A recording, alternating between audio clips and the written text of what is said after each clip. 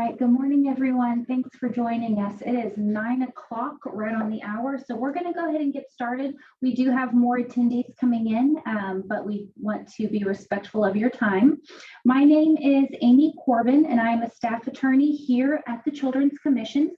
I'm pleased to bring you understanding support for foster care alumni, financial aid, enrollment process, and campus supports. The roadmap for today is that you will receive a 1-hour presentation followed by a 30-minute discussion panel. You are able to use the Q&A and chat features to send your questions in. So this webinar is being recorded, and the slides and this recording will be made available on the Children's Commission's website later this month. It is now my honor to turn things over to Dr. Flores from Angelo State University. Dr. Flores. Well, good morning, everyone, and thank you, Amy. And thank you, Amy, and Executive Director Jamie Bernstein and everyone at the Children's Commission for bringing higher ed and DFPS together in this very important and critical work. So one of the first things that we will begin with is, what does the data tell us, and why is the webinar today important? And why is it important that different agencies such as TEA, the Texas Education Committee, the Texas Higher Education Coordinating Board, and all of the institutions that the Coordinating Board guides and governs, and also DFPS, why is it important that everyone work together? And the importance is the students who have experienced foster care, individuals who have experienced foster care, the data tells us are less likely to graduate from high school, are less likely to even apply for admissions, are less likely to enroll in higher education, and are less likely to complete a certificate after graduating from high school from a community college or an institution of higher ed, an associate's degree, or like I said, a baccalaureate degree. So it is incumbent on us to make sure that we work together so that the students have a fighting chance to be successful. And at the heart of success is communication. And the data tells us that students do not always understand or know how to navigate the higher ed process. And the way we communicate with students in higher ed is different than how DFPS communicates with students. So terminology and language, it is incumbent on all of us to make sure that we have students understand the terminology that is used in higher ed. And more than anything, that students are aware that they may qualify for the tuition waiver, and leveraging the tuition waiver is one way that they can be able to overcome the obstacle of paying for college and earning a degree. But it is very important that we make them feel comfortable so that a student who has experienced foster care does not feel endangered of having a label on them, but they feel empowered to be able to use all of the resources that are available to them. So today you will hear more about the data from the great presenters that we have. The purpose today is so that we can work together and we can begin to identify what are some of the best practices that can be developed and implemented in Texas so that we can have more students who experience foster care enroll, retain, and graduate from institutions of higher education at levels that are far beyond any other state in the United States. So at this point, I will turn it over to Cherie Hamlin, who is with the Texas Department of Family and Protective Services and with the Transitional Living Services. She is in the state office of the PALS program, and she is the program specialist for the state. Ms. Hamlin? Thank you, Dr. Flores. Good morning. I'm going to talk a little bit about identifying foster youth and identifying and connecting with former foster youth. And I want to talk a little bit about the why and then the how. Starting with the why. You can go to the next slide. So students aging out of foster care and wanting to pursue post-secondary education often struggle with choosing a program, getting financial aid, understanding the costs, accessing community resources and career planning, and just academic support. So the next slide, you can go to the next slide. So when we talk about the why, support is at the top of the list. We're working with a population that's trying to maneuver all those things that we just listed often without the support of family or their parents. And so the why, they definitely need the support. Hope.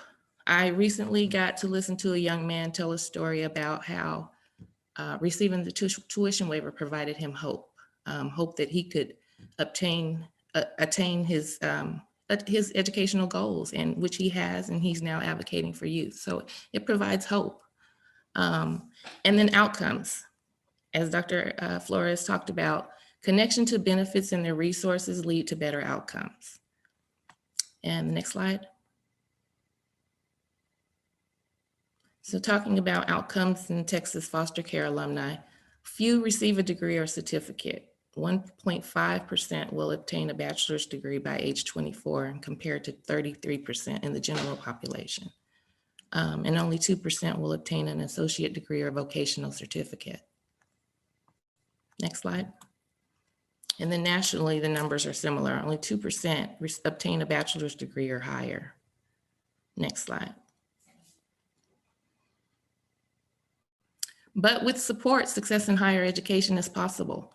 We know that foster care alumni who access their waivers are 3.5 times more likely to receive a bachelor's degree than foster youth who don't use them. But still, the tuition waiver is underutilized. Next slide. So when we get to the how, there's two pieces of legislation that passed in the last session, well, the previous session. House Bill 1702 requires all institutions of higher education to at least annually obtain the names of current and incoming students currently or formerly in DFPS conservatorship, and provide that information to the institution's liaison officer responsible for assisting those students. Next slide. And then House Bill 3808 requires each institution of higher education to designate at least one employee to provide students with comprehensive information, including resources to access medical and behavioral health coverage, public benefits programs, case management and counseling, parenting and child care resources, employment assistance, financial counseling, transportation assistance, academic success strategies, and other resources offered by the university. So that's one piece of the puzzle, is the liaisons at the university. And the next slide. Another way that youth can be identified is by the Apply Texas, formerly known as the Texas Common App. There's an indicator box on the application that former foster youth can check to indicate that they are former foster youth. That allows the institutions to identify them and know that they are in need of those resources. So those are two ways that all universities have access to in order to identify and connect with our youth. But what we found is that there's not really a uniform way that universities are getting this information or identifying and connecting with the youth. And you can go to the next slide. And so moving forward, what is lacking and what we hope to move towards is a more systematic approach that all universities might maybe have the same system, that we're reaching all foster youth, all former foster youth that are enrolled in any institution of higher education. And I'd like to invite some of my colleagues to chime in on what that could and should look like, that more systematic approach. So Dr. Norton or Dr. Flores, if you'd like to chime in. I'm going to let Dr. Flores go first. Would that be okay? Absolutely. Great. Thank you. So I agree that it is important that we have a systematic approach across the state of Texas. Some of the examples that I will share is what we do here at Angelo State University. So our admissions office will pull the data from Applied Texas, and we have worked with our information technology department to create a report. And in fact, I just read the report this morning to see for the last week, the last 7 days, how many students have applied via Applied Texas, indicating that they will qualify for the tuition waiver. We then take that information and we begin to correspond with the student. Our liaison coordinator specialist here at Angelo State will send a brochure and a letter informing the student.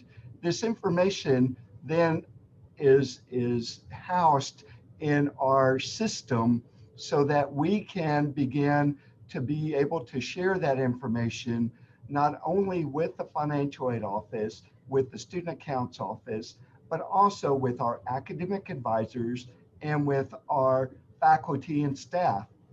And we have identified some faculty members who are serving as champions for foster care alumni on campus, and they receive this list. So we began to work with the students once they are admitted to ensure that they have applied for financial aid. We also ensure that they have applied for new student orientation. Our liaison specialist will meet with them and attend orientation with them. And then we began to connect them with the other pieces, such as residence hall advisors and our housing department. So the information is information that is shared throughout the university, and certainly at the heart of that is the liaison. And that's just one example that I believe is a system that can be implemented across the state of Texas, regardless if you work at an institution that's a community college or a four-year institution or a health science center. And now I'll turn it over to Dr. Norton. Great. Thank you so much. I wanted to start with you because I think that you, the example of Angelo State is really a team approach, and it's also using an IT solution to kind of mine and share this data. Right now at Texas State, we have definitely been able to reach students a lot earlier than before now that we have the Applied Texas information. And so similarly, we will reach out to those students that are admitted. That is actually less coming from our admissions at this point and more coming from our foster care liaison and our retention staff, because what we've wanted to do is try to reach those students at new student orientation. So I would just put in a plug for also developing some best practices, not only around admissions and outreach of these students, but also then creating some special information and some special sessions during your new student orientation, because there is some information that would apply to these students in particular about the tuition and fee waiver, about financial aid, about the education and training voucher, all the things, right, that don't apply to typical students. I do also just want to say we have more students apply than are admitted, and it may also, and I don't know if this falls outside of the purview of our institutions, I know everyone is super busy and overwhelmed, but at some point we have this other list of students who apply but aren't admitted. And so even maybe making sure that something goes out to those students about the tuition and fee waiver in particular, because we are seeing such underutilization. The other thing that I wanted to say is that there is also data available on the Fafsa. I know that some universities also use the information for students that check the box on the Fafsa that they were in some kind of out-of-home placement. while that information can be hard to sort of get sometimes, we know that what that yields is information about youth who were in foster care outside of the state of Texas. If we're just using, usually the Apply Texas, not always, but because it's a Texas application, those are students that were in foster care in Texas. The students who are outside of Texas, but also have lived experience in foster care, though they don't qualify for the tuition and fee waiver, there are still resources that the foster care liaison on your campuses can provide for them and assist them, even if that's just connecting them to a community of support. So I think that we're still drilling down on what the best approach is, but I'd just like to highlight using the Apply Texas information, but like Angelo State, having a systematic approach that it shares this information and uses some kind of IT solution to do so. Thank you all. Did anybody else want to chime in? Mr. Cresley, you want to chime in? I think what's been shared has been great. Just highlighting the fact of being aware of who those students are as early as possible in the process then allows the different offices and support systems to come into play and be aware of the unique situation of this population of students and how that would differ the process to enroll and then be successful in college. And so, I think having a more proactive, systematic approach, I think solves a lot of the challenges that I think many schools have in best serving this population. Gotcha. Okay, well, with that, we're going to move towards talking about what some of those benefits are. And Brandy Purswell is going to talk about ETV, Education and Training Voucher. Good morning, everybody. I'm Brandy Purswell with the Education and Training Voucher Program. Next slide. And the Education and Training Voucher is a federally funded need-based benefit for current and former foster youth. So it's federally funded, meaning they can take it out of the state of Texas, and then need-based, that they are awarded money based off of their need from their Fafsa and the cost of attendance for their school. So for the upcoming school year, students can qualify for up to $12,000, which is a temporary change due to COVID. Normally the amount is $5,000, but for this upcoming school year, it will be $12,000. Students can use that along with their tuition and fee waiver. If they have left foster care, our first priority is that they're going to use it for housing and utilities. We do not want them homeless or without lights in the middle of a semester. If they do go to a private school, it can be used for tuition and fees, since they would not be able to use their tuition and fee waiver at those private schools. Same thing with technical vocational schools. They can also use it for personal living expenses, again, if they have left foster care, and transportation. While they are not able to purchase a car with ETV funds, if they own their own car, they can use it for maintenance, repairs, and car insurance. They can use it for childcare if that's applicable, books and school supplies, and they do have a one-time use for a computer that they can use during their college career. So in order to be eligible for the 21-22 school year, students do have to be 16 to 24 years old. And unlike that tuition and fee waiver that a lot of students who have been in foster care qualify for, there's only 3 scenarios where students qualify for ETV. They have to currently be in foster care or extended foster care. They aged out, meaning they turned 18 while in foster care, or they were adopted or entered what's called a PCA agreement after their 16th birthday. Unfortunately, any other scenario, and they will not qualify. For example, if they are adopted even a day before their 16th birthday, they no longer qualify. If they were reunified with their parents prior to their 18th birthday, they will no longer qualify. It can be used for 15 semesters total, that's the maximum, and it will end the month of their 25th birthday, and it will be prorated to that month. So ETV can help with dual credit in high school. All a student has to do is take one dual credit class to qualify. And that's any class that, of course, where they're getting both high school and college credit simultaneously. They can also use it for an associate's, a bachelor's, master's, and any of those, they do need to be taking at least 6 credit hours. And they can also use it at technical vocational schools that have been in business for at least 2 years and are accredited. So a lot of you have probably heard of the tuition and fee waiver, and I know we do have Todd speaking about that here in just a moment. But just to kind of go over the difference, that tuition and fee waiver is done by the state of Texas. It's at Texas supported schools.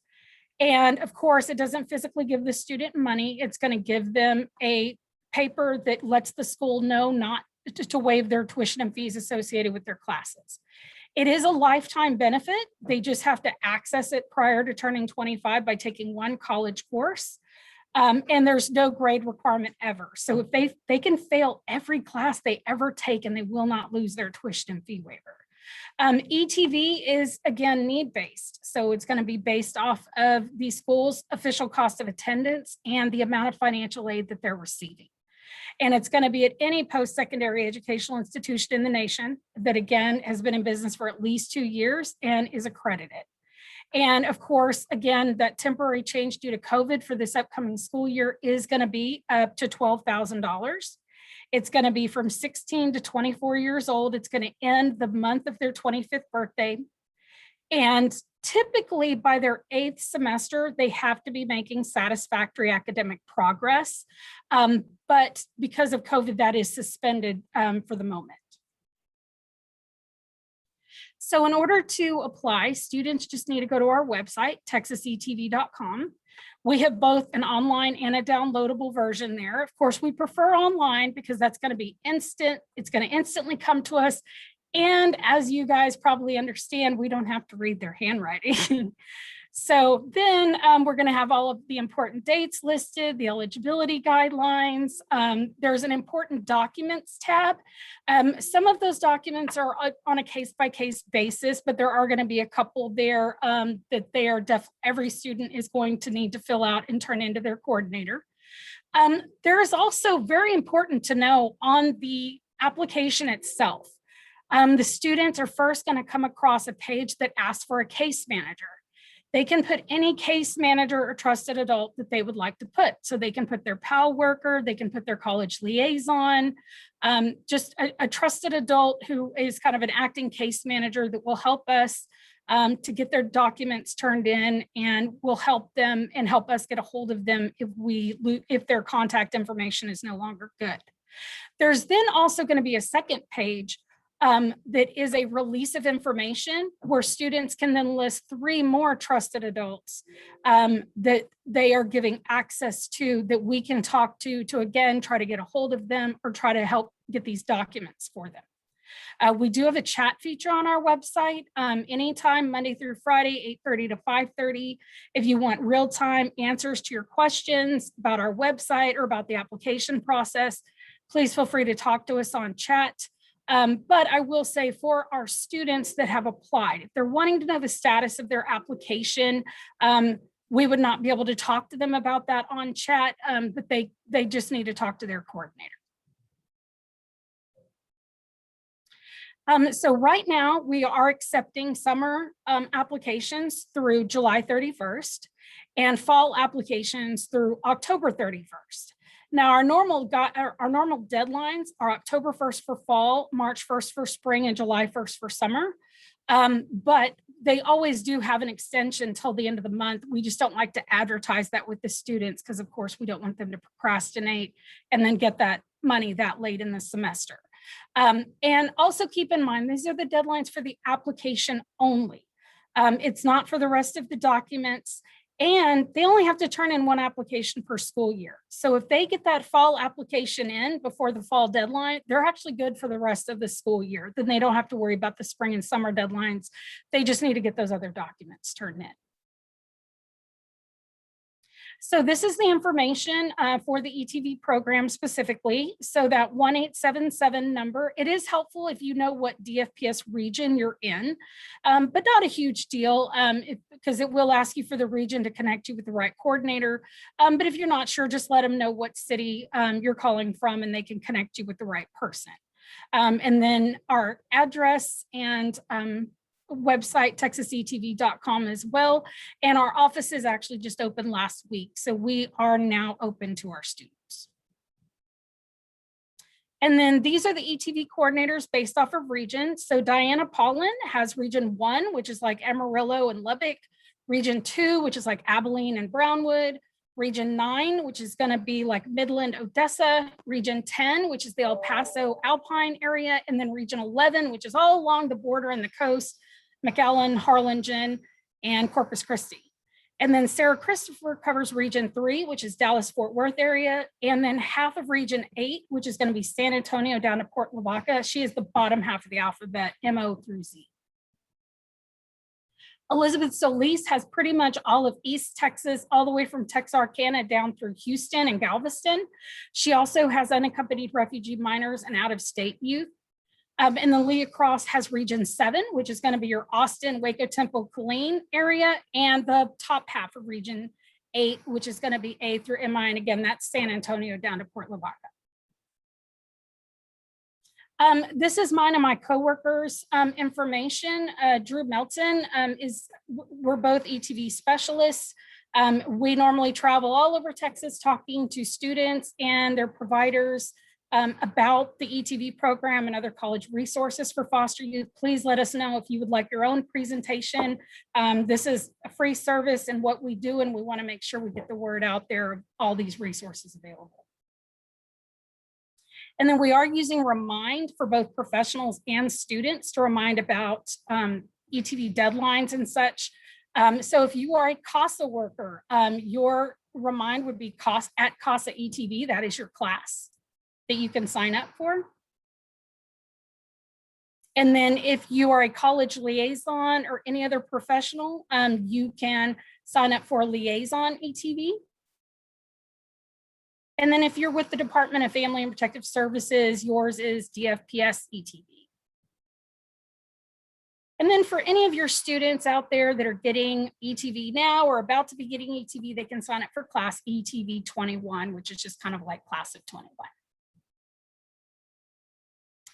This is our Facebook page. It's the only social media we have right now. We're working on trying to get something else that will actually reach more of the students. But we do put a lot of good and useful information on here, scholarship databases, who's hiring, community resources, national celebration days. And so we invite you to like us on Facebook if you'd like the most up-to-date information on ETV. We actually currently have a 15-minute video that you can watch on all the changes to ETV due to COVID. And then I'd like to pass it over to Ed Caressley from Angelo State. He's the financial aid director. Thanks. So I want to share with you information about the financial aid process that really is general for all students, but some of the uniquenesses that exist for foster care youth that hopefully will provide some insight and information about helping students navigate the process. So the first thing is important to understand when we talk about financial aid. One of the key concepts is to understand that financial aid is part of the process for individuals to make a plan to pay for college. And often for students to be able to access and be successful in college, it's a financial partnership. And that partnership exists among a number of different individuals and agencies. So first of all, there's the student who has a part in paying for college, and definitely the way that they invest their own time and resources and energy into higher education. Normally in a partnership too, there would be a parent or family members that are involved. In addition to that, you've got the federal government who will partner with students and families to help pay for college. Often within a state, definitely within Texas, a strong support system of financial assistance to assist students to attend higher education.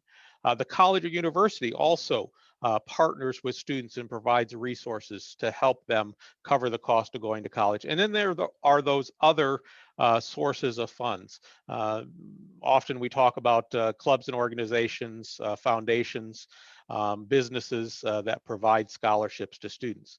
So one of the challenges for of students who have been in foster care is the fact that one of those partners likely does not exist, and that would be the parent.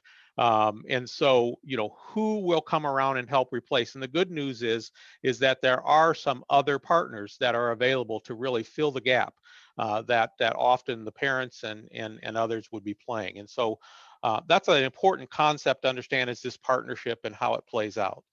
Next is just to understand that there are some key steps for every student if they want to be fully considered for financial assistance, and especially for this population of students. The first is they need to complete the admission application process at the schools that they're considering. And so that's the Apply Texas application, or other schools may have other application options for students, but they need to get that admission application together.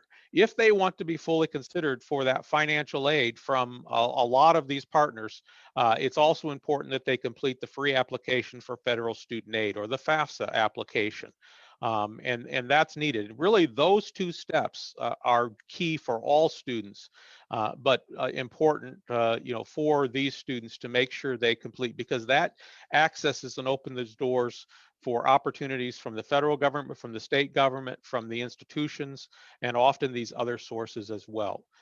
Another thing that I think is important for this population of students is to contact the financial aid office directly. And despite some of the systematic ways that schools are attempting to identify youth, I would strongly recommend that students or others that are partnering with students to make a call to the financial aid office and let them know that they have been involved in the foster care system, and that will lead to, I think, some additional guidance, some additional questions to clarify their status and determine how they can fully benefit from all of these resources that are available.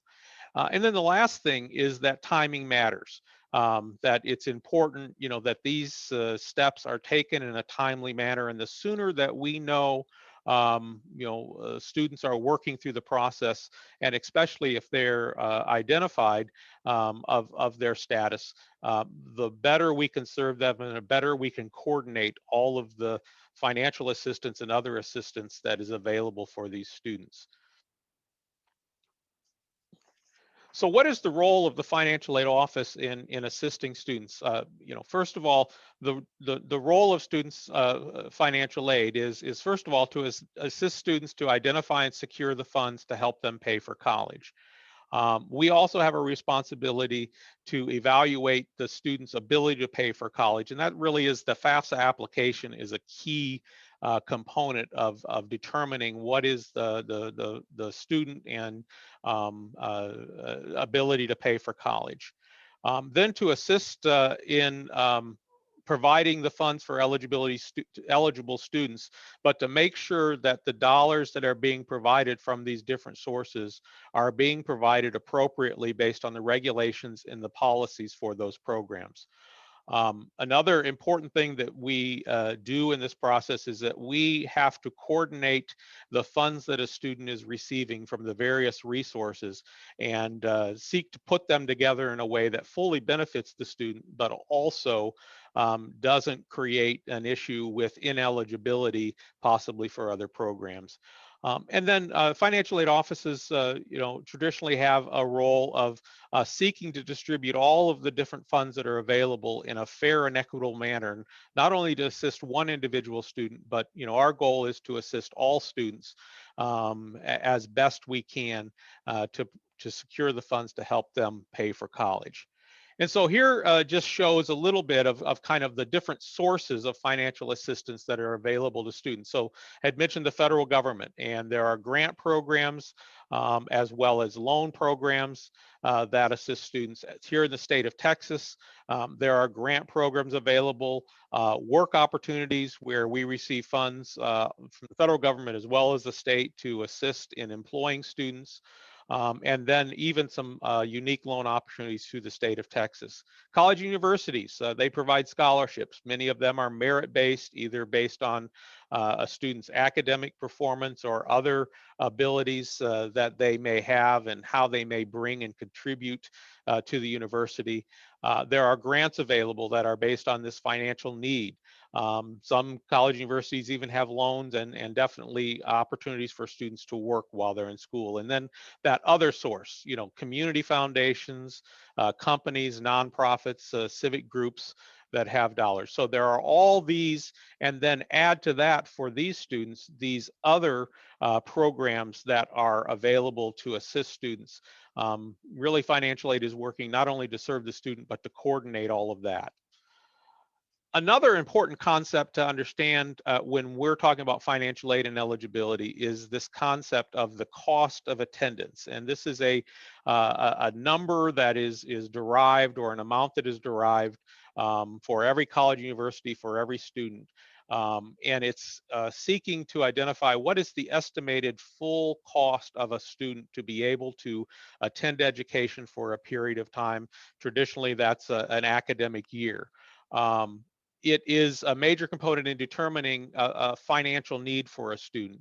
And then to understand that cost of attendance doesn't just include the tuition and fees, what a student may be paying to the college university, but room and board or living expenses that the student would have. It also has an allowance for books and supplies, has allowance for transportation, and then other personal miscellaneous expenses. So that cost of attendance really coincides with as you hear about these programs, the needs that are seeking to be covered for the students all fit into this cost of attendance. And so in addition to the cost of attendance, there is this idea of an expected family contribution. And this is a number that comes from the student completing the Fafsa application. And it helps to identify the student's relative ability to pay for college based on their current financial situation. And to realize, even though that cost of attendance may be different from college to college, from university to university, because tuition rates are higher, living costs are different in different areas and all of that, this remains the same from school to school.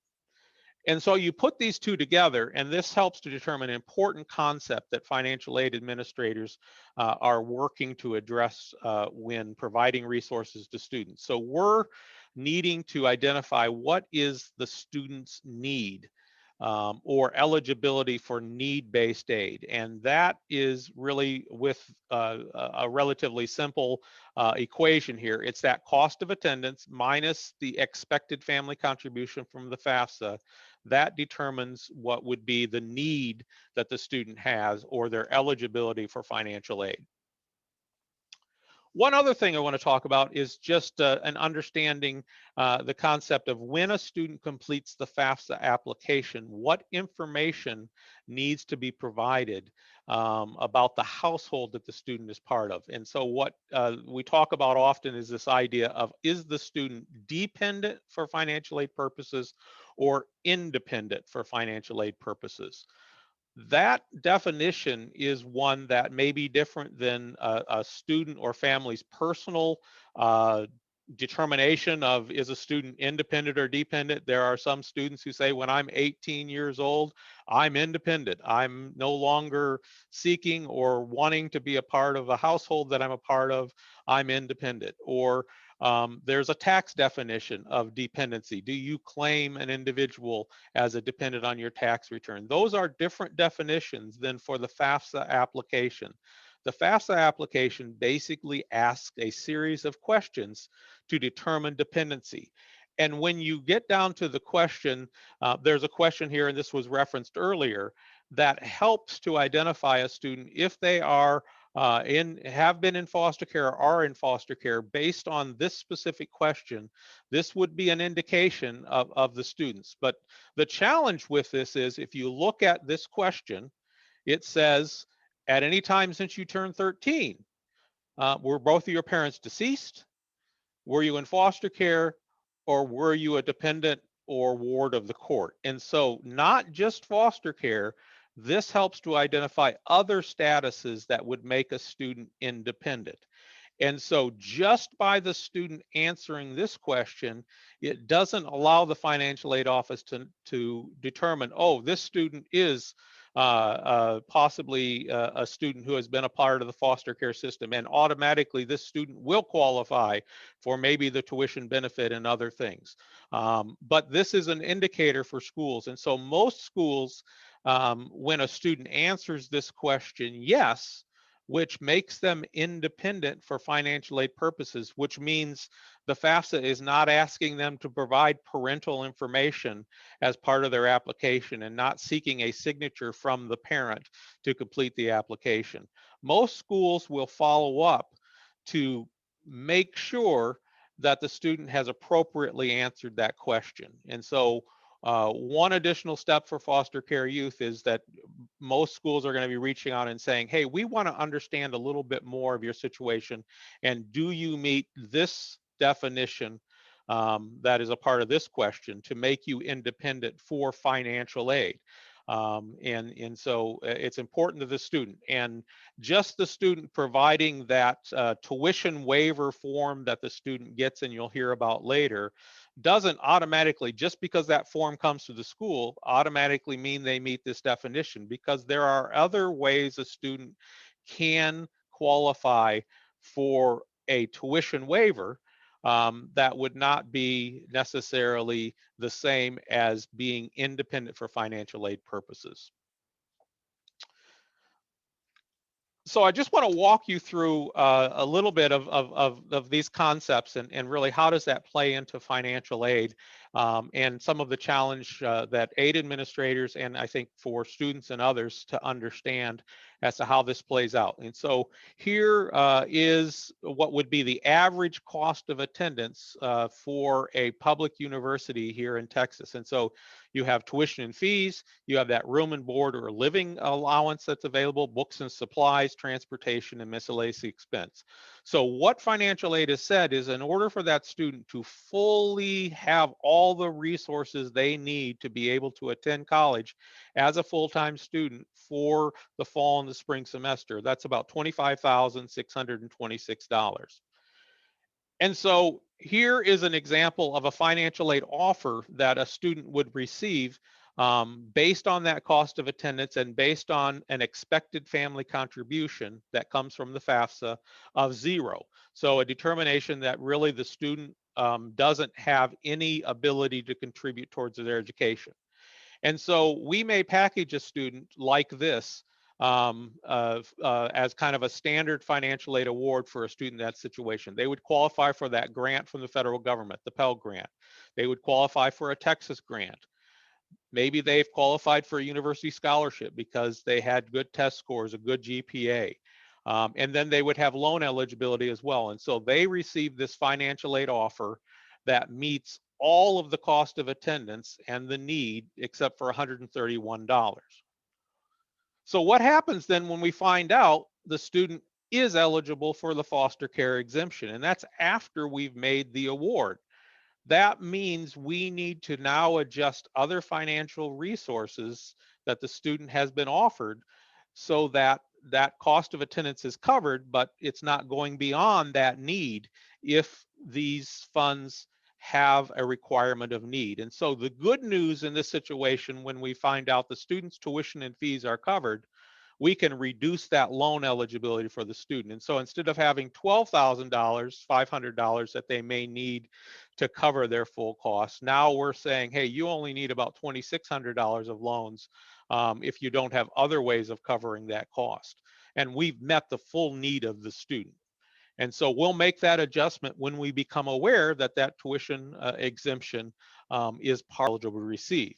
So what's key to this whole scenario is what we can be doing to be aware of what a student is receiving, and then possibly eliminate some of the confusion that happens for the student, for others working, when these new dollars come into play and things keep changing for the student.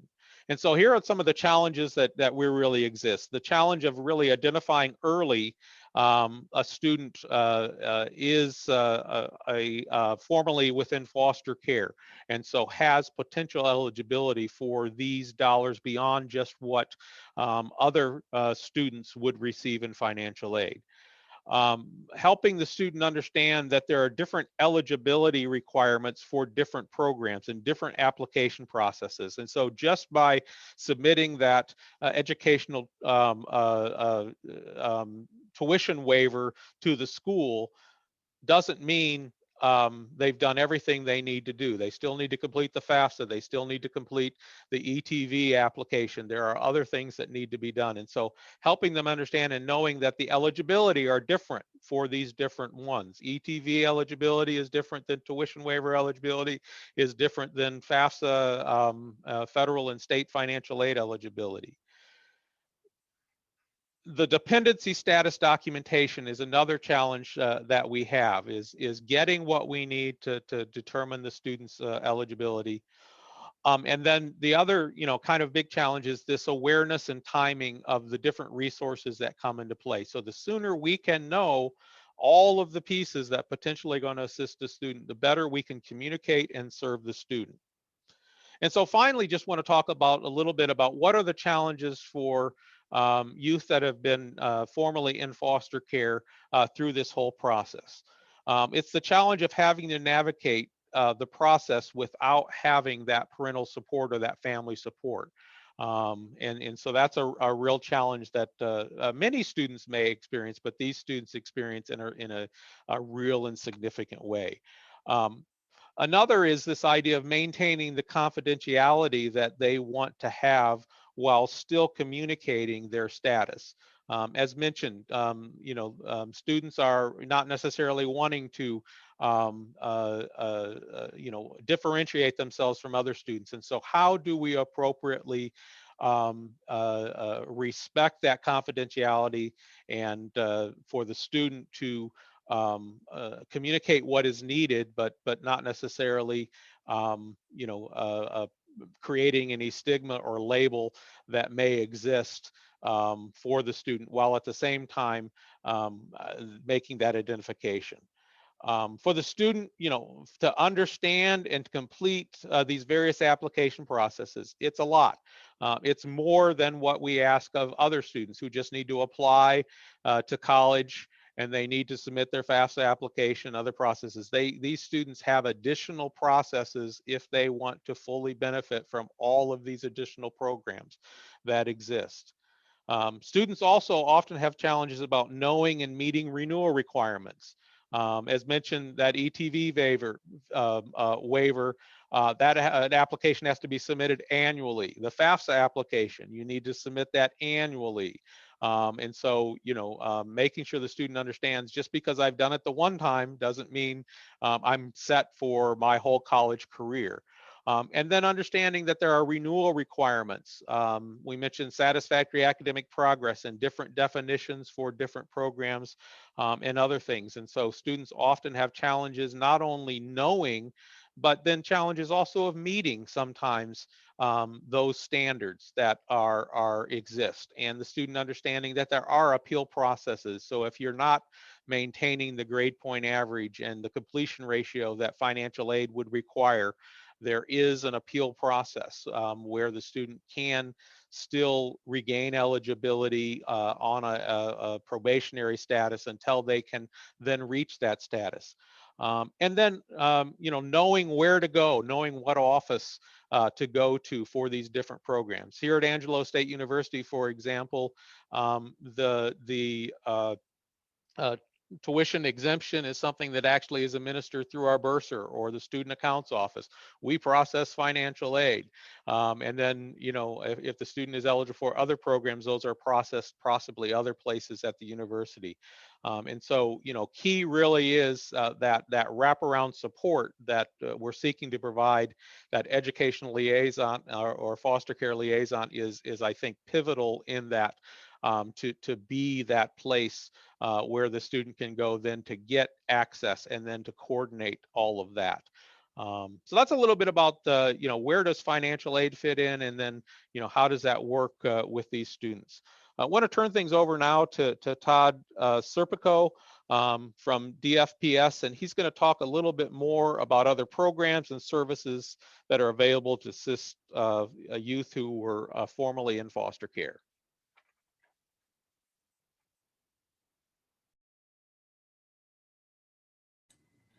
Thank you, Ed. Yes, I am Todd Serpico. I work at State Office in the Transitional Living Services team, and I want to talk some about, we've heard about a lot of the challenges that our youth have, and we know that they're going to be more successful when they have good systems of support that are built around them. And so we want to talk about some of what some of that looks like, as well as some of the common issues around the waiver, and how you can go about assisting your youth and getting their waivers if they need that. Next slide. So Transitional Living Services, what our team does, it is a system of benefits, supports, and resources that are available to youth and young adults who are either currently in foster care or were formerly in foster care. And a part of that program is the Preparation for Adult Living program. We're a program that assists youth currently in foster care, helping them to prepare them for their departure and transition to successful adulthood. Of course, given the audience here, I'll assume that most of you should know and be familiar with the tuition fee waiver and the fact that our many youth who have experienced foster care will qualify for that waiver. Next slide. Some of the common issues that come up around the waiver, however, that we sometimes have reported or have to work with institutions around. One, there's a discussion a lot of times about having to activate a waiver prior to age 25. And just to clarify, that does not apply to those young adults whose eligibility is due to having been adopted. So an adopted youth could be 26, 27, 45 and never have enrolled in school prior. They still would qualify for their waiver. And additionally, that is activating that waiver for those youth who do have to do so is not institution by institution. So for instance, I've had a couple of youth this year who the school told them that since they hadn't enrolled at that institution prior to 25, that they wouldn't qualify, and that is also incorrect. But the more common issues that come up are usually around SAP requirements for youth in foster care. And so just to be clear, the Texas Education Code, section 54.2001, you can see the reference there.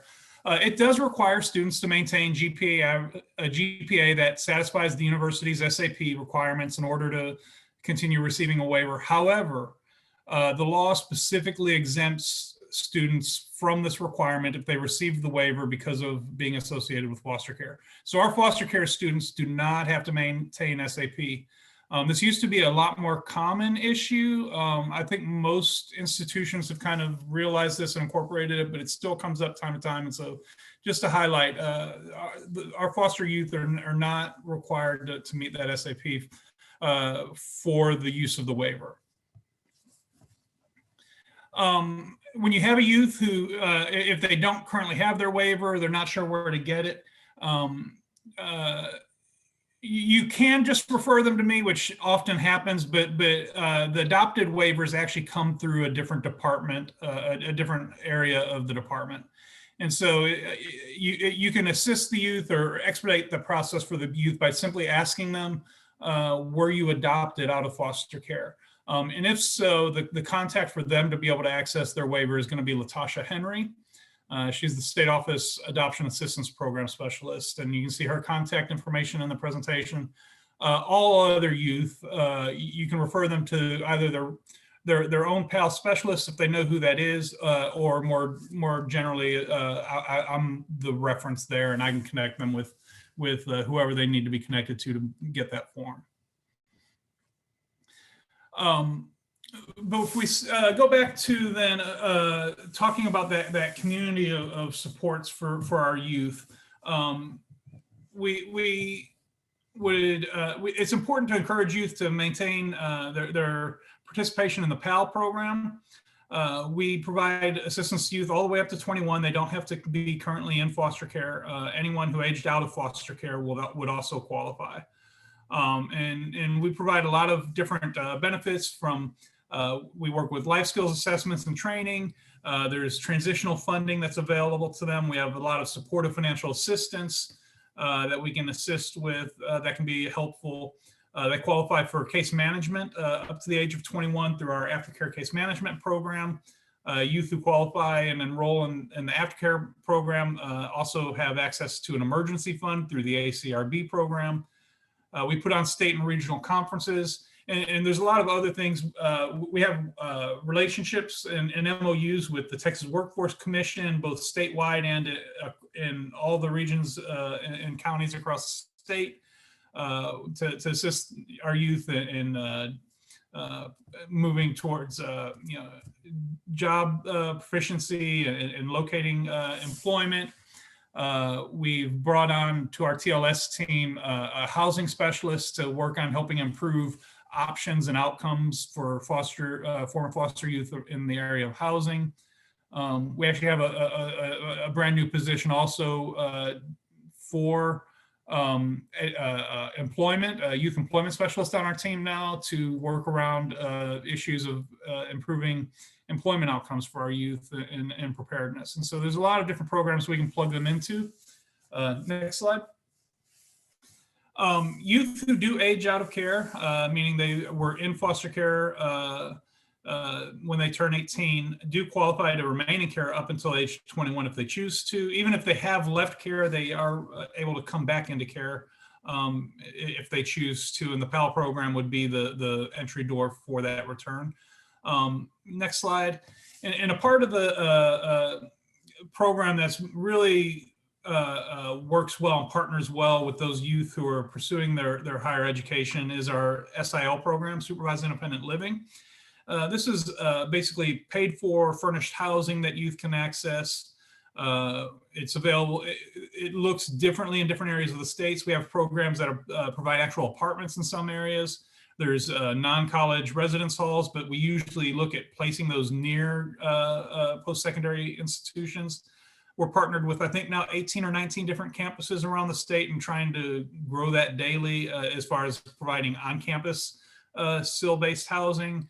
And there's a variety of other ways that this looks, but it comes with cell phone stipends and other supports, and allows youth to make that transition period from being in foster care to having a lot more independent living situation, but not being entirely on their own. They still have a lot of wraparound services that are there to support them in their transition and make sure that it's a successful move. Next slide. For more information about the programs that are available through TLS, you can follow the link there. There's also, for those of you who I encourage anyone from our great institutions of higher learning around the state to connect with your regional PAL staff if you haven't already. We have really great relationships with a lot of our colleges and universities, and the better we can cooperate and build partnerships, the better it is for our youth. If you have questions or need assistance or others who you can refer to, this is our state office team. Sheree Hamlin's our team lead. I oversee the PAL program. Ophelia is for extended foster care and SIL issues. Gay's our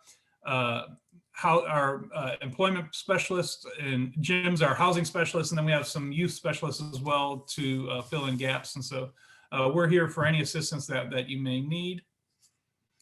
And again, continuing to think about that community of supports and care to help our youth succeed. Your foster care liaisons, they've been referenced several times here. If you're not familiar with them, if you're not plugged in with them, I encourage you to really build relationships on your campus with them. We have some really wonderful foster care liaisons around the state, and they can also be a really, really, really key part of plugging our youth into supportive systems. And for the youth on your campuses, that's going to be one of the most important keys, because they're going to have their thumbs on the pulse of the supports that are specific to your area, specific to your campus. And a lot of our campuses are really coming up with very, very developed and wonderful programs. And so be sure, and I think as we look at how we can build partnerships to help our youth support or succeed, funneling as many of these youth as possible into those supportive programs on your campuses is going to be a really key piece of that. And with that, I will pass back to Dr. Flores. All right, thank you, Todd. And for the sake of time, we are going to go straight into our panel. And let me introduce, I think you have met just about everyone that's a part of the panel with the exception of two individuals. One is a great dear friend of mine, Dr. Christine Norton, who is the president of Education Reach for Texans. And perhaps we can speak about Education Reach for Texans in just a moment. Dr. Norton is a professor at Texas State University and also the foster care liaison. And then we also will hear from Belinda Pena, who is with Austin Community College and oversees the work study outreach program in the Department of Financial Aid.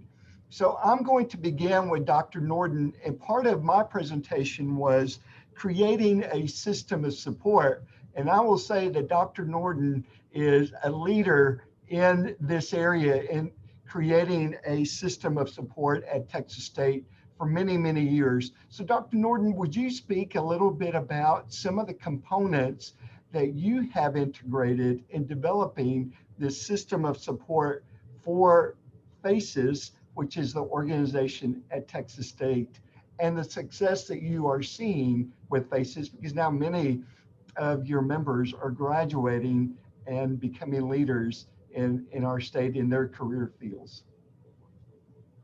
Thank you so much. Well, so many of my colleagues on this webinar, from my BCFS people to my PAL people, I mean, you all make the work that I do possible.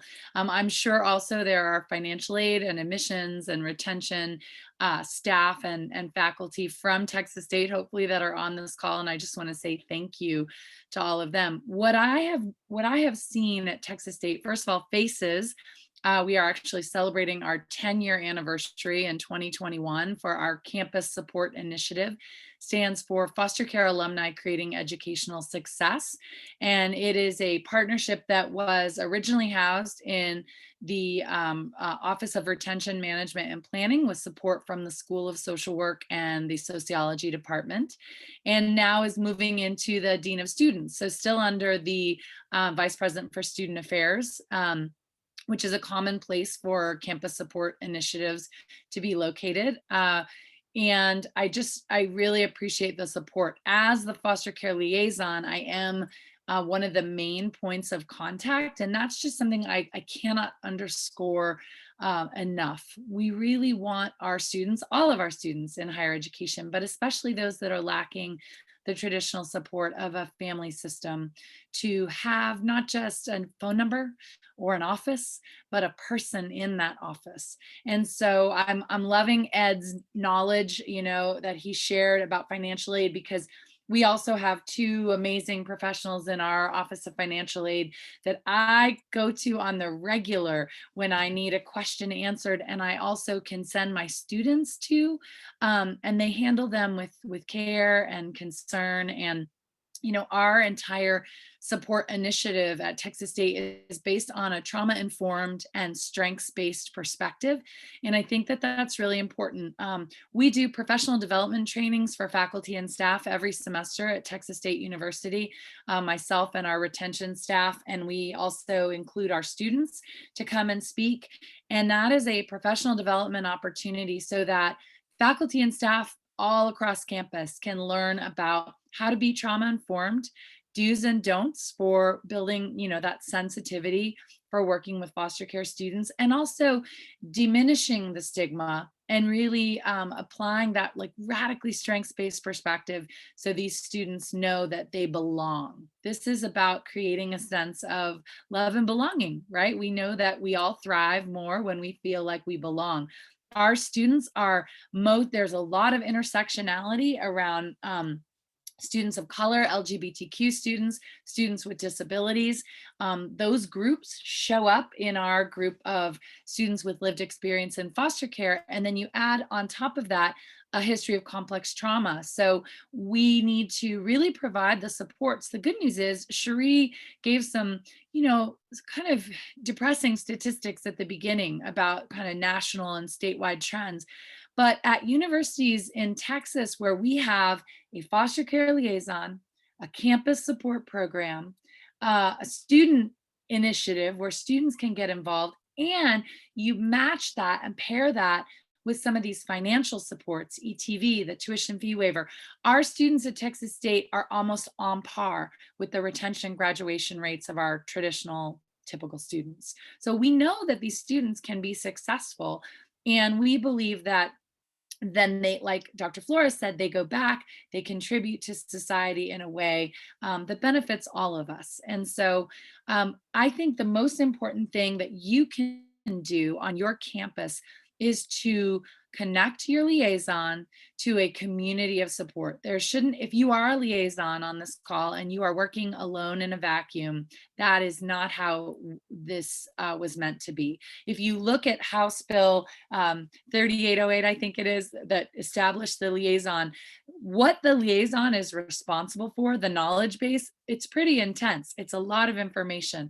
So we want to make sure that you establish a foster care advisory council on your campus that's made up of key professionals in financial aid, admissions, counseling, the registrar's office, the student health center, and also bring in community professionals like PAL and BCFS and CASA and other groups, so that you are creating that community of support, not only for your students, but for you as the liaison to not feel like you're doing this work on your own. The only other thing I'll say, because I know we have a brilliant panel, is just student voice. There's a saying in foster care, nothing about us without us. And there's a reason for that. The paternalism that these students have experienced, though sometimes well-meaning, oftentimes shuts down their voice. And they are the experts in their lives, and they're at a developmental stage where they need to be having a say in their lives. If we don't give them those opportunities to build self-efficacy and have that autonomy in their own lives, then we're doing them a disservice. So making sure whatever you're up to on your campus, that you have student voice. In fact, one thing I'll brag about at Texas State, we were actually able to create a student senate seat. Thinking about student government and underrepresented student populations, we now have a foster care FACES student senate seat, so that our students can definitely be a part of leadership and policy building in higher ed, aside from all their benefits and all of that. So just a few things, but I'll turn it over to the rest of our panel now. I'm sure they can add a lot. Well, thank you so much.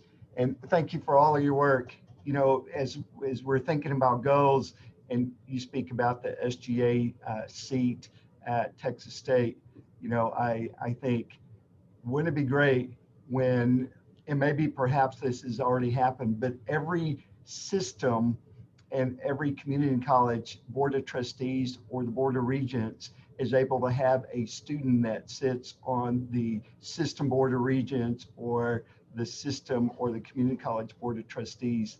But when we start seeing our students who experience foster care that are receiving those nominations from the governor and really bring the voice, you know, to a different level and to a level of influence, that will be great as well. So my next question is to you, Belinda, with Austin Community College, and thank you for your work. Austin Community College, and we really have two types of community colleges in the state of Texas. We have those that do not have residence halls, and then we have those that do have residence halls. And you tend to see the comprehensive residential campus more in the rural areas, and then our urban areas, community colleges have different branches for their community college. So could you speak a little bit about some of the things that the financial aid office does at Austin Community College, where you do have branches throughout Central Texas and the Austin area, to to provide the support, perhaps some of the wraparound support, or even some of the financial aid opportunities for your students? Yeah, of course. So definitely at Austin Community College, we don't have like dorm style. So it's very different for students that are coming to ACC. A lot of our students are coming from close by. So a lot of them will be living at home, but we do have a lot of people that come from different places. And the good thing is, because we have UT as our neighbor, there's so many different options for student housing that we can help connect students with. So that's definitely something that I saw a lot when I first started my role in financial aid, is connecting students to the different student housing options that are available that are not necessarily part of ACC, but available to the entire community in Austin. So you have students from UT, you have students from ACC, and you have students from St. Edward's and all of our schools in the area. But something that has been what we've been trying to work towards doing better at is outreach to our students, because we serve students all throughout Austin community and neighboring communities like our Leander and Round Rock and Buda, a lot of different areas with students with very different needs and populations. So something that I want to echo that Dr. Norton talked about is really making sure that you're connecting with the key players that are going to help support these students. Like here at ACC, that's going to be our support center. So our support center advocates are the primary contacts that our foster care youth are going to go through. So we have a case management system where any student that has identified or turned in that tuition fee waiver is somebody that our support center advocates are going to reach out to semesterly. So they're going to connect them to any resources they need. So whether it is housing, whether it's food support, whether it's financial aid, they're the direct contact to help students better navigate that process. Because we know as financial aid experts, it's a very difficult process in itself, but foster care youth have to navigate all of these different systems to get all of the resources that are available to them. So we play one role in that and make sure that we support our support center advocates, because they're the ones that are kind of connecting the students to all of these resources.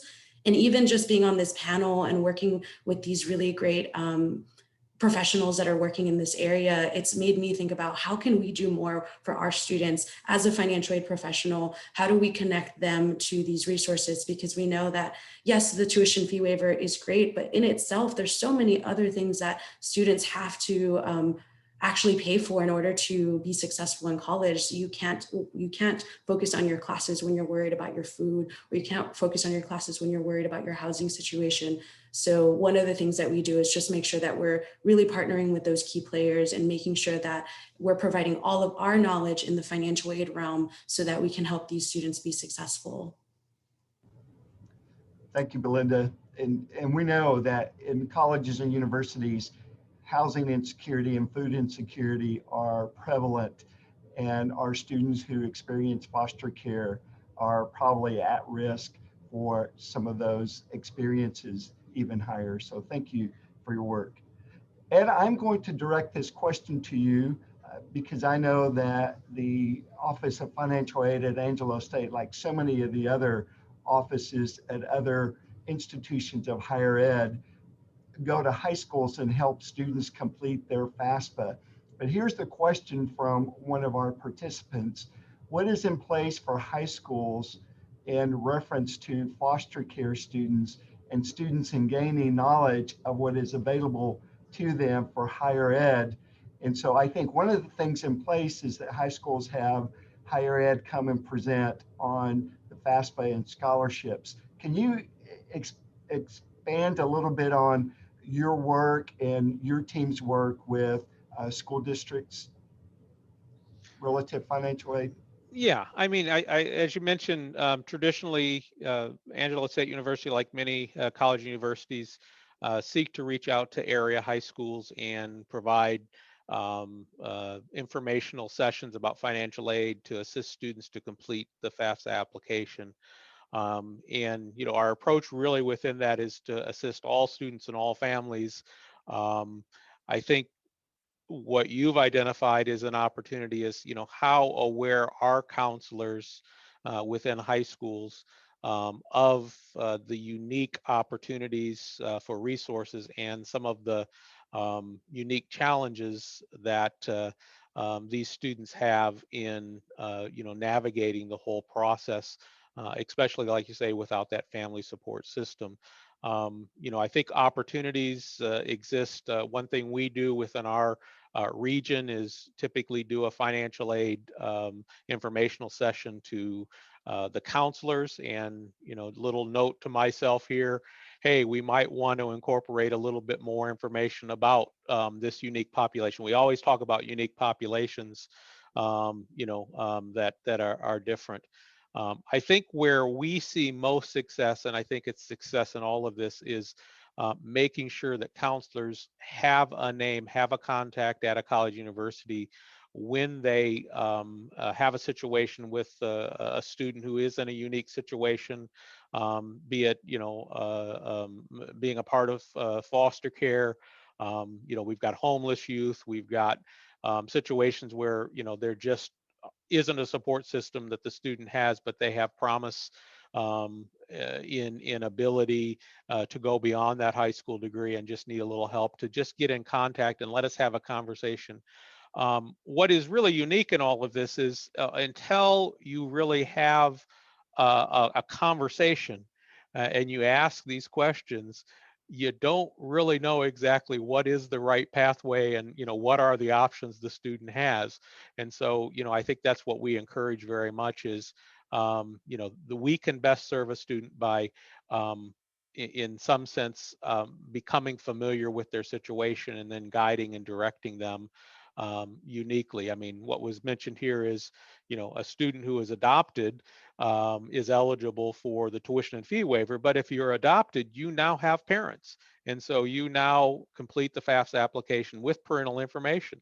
Again, it's not just a default, hey, I was in foster care, therefore, if you were in foster care before or after age 13 or 16 or 18, they had all these dates. And so, I think key to that is just what we're doing here is seeking to provide more information and connecting them with all of these individuals who can be a great resource through the systems that are represented here. Thank you, Ed. And let me just add that each school district is also by state statute required to have a liaison. And so trying to bridge the gap between ISD liaisons and higher ed liaisons is something that the Texas Children's Commission is trying to address as well. And I mentioned earlier that Dr. Norton is president of Education Reach for Texans, which is a nonprofit organization primarily of higher ed professionals, DFPS, Texas Children's Commission, and other agencies that have come together to really inform and enhance the experience that the student will have when they reach the college level, either a community college or at an institution of higher ed. We just had our annual convening last month or earlier this month, and we will meet in San Angelo in June of next year. And we certainly would invite everyone to attend, and perhaps we can have an invitation to our school districts as well. But school districts do have some things in place through their liaisons.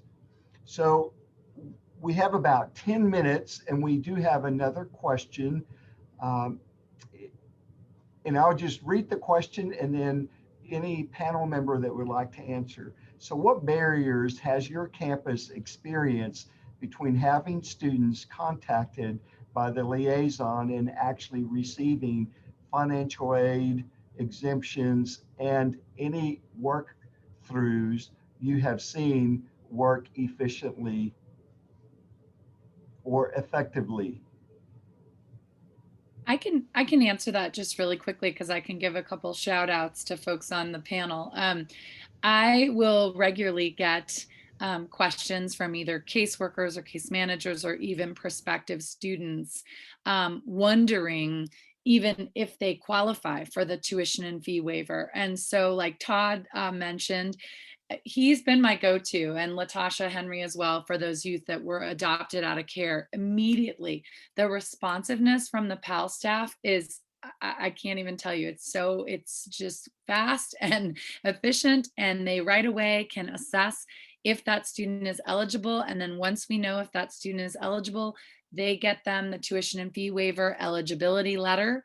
And then right away, we connect them to our representative on our foster care advisory council and student business services, and they get that letter to her, and then she's the one that applies it, and their tuition and fees are waived. And so that's just one quick pathway, and it's built on relationships. It's built on knowing who these key players are and everyone working together to support the students. So that's just a quick example that we've been able to enact at Texas State. Thank you. Belinda, is there anything you would like to add from the community college standpoint? Yeah, I do actually. So I think that it really does go back to just having those relationships with other staff members who are experts in those areas, because by no means do we expect everyone to be an expert on financial aid rules and regulations or an expert in all of the rules and regulations behind that tuition fee waiver. So when you have those relationships, you can kind of do like a warm handoff with the student. I think that's the best way to go about it, because you don't want the student to have to navigate this all on their own. You already have those connections with those people in admissions and records or in financial aid. So just connecting the student with those professionals and even being there in those conversations so the student and you understand a little bit more about how it works. Because I think Ed did make a really good point about how that tuition and fee waiver doesn't necessarily mean that their financial aid is going to go through the exact same way as every other student who has this experience or background. So just helping the student understand how their unique situation plays out with the financial aid world or these other types of resources available by making those connections with people on campus and with these services like PALS and DSPF. Thank you. So Brandy, I'm going to direct this question to you, and it's based on the information you presented, specifically with dual credit students who are enrolled in a college course or a college program. And so with financial aid, especially Pell Grant, Texas Grant, a student will not qualify for federal or state assistance until they graduate from high school. So your application obviously is different and is not dependent on the FAFSA. My question is, the FAFSA opens up in October. When does the ETV application open up? And is it like the FAFSA that the student could apply in a year in advance? So typically our application for the upcoming school year opens May 1st. So as of May 1st, 2021, they can apply for the fall of 2021 through summer 2022. And then of course, as for dual credit students, of course, they can still apply for FAFSA for the next school year, but we're not going to ask them for that information while they're still in school and doing dual credit. And they only have to take one dual credit class to qualify. Whereas once they graduate from high school and they go to college or community college, or they have to be taking at least 6 hours. Okay, very good. And so I just want to make sure that everyone, and perhaps you're calling in and you do not have access to the visual aspect, but Drew posted some very helpful information, and it reads, it is a legal requirement for high school counselors to talk with their students coming from foster care every school year about post-secondary benefits. Unfortunately, many counselors are unaware of the legal requirement, and they are not sure what they are supposed to be sharing. For a presentation covering the education and the training voucher and other post-secondary resources for students coming from foster care, please contact Drew, and Drew's information is here. His telephone number is 210-294-0497, or you can contact Brandy at 210-284-9004. And they also provided their email address. So thank you everyone for the information you have provided. We have about 4 minutes. Is there any closing thoughts that you all may have? And Cherie, I haven't had a question for you. So I'm going to let you go first if you have any closing thoughts. Closing thoughts, just to reiterate that, it's important that we get this information into the hands of our youth.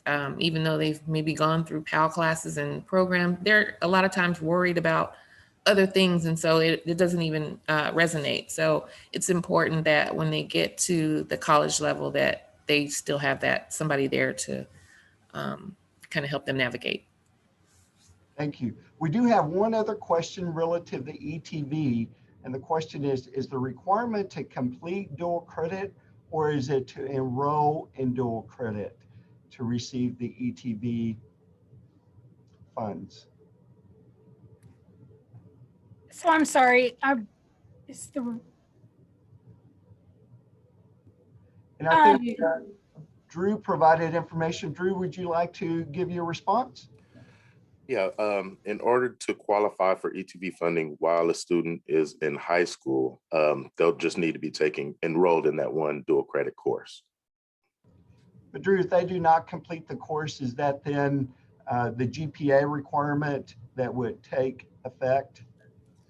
No, the satisfactory academic progress requirement doesn't take effect until a student's 8th semester. And right now that is suspended due to COVID. Okay, very good. Thank you. Todd, any closing thoughts or remarks?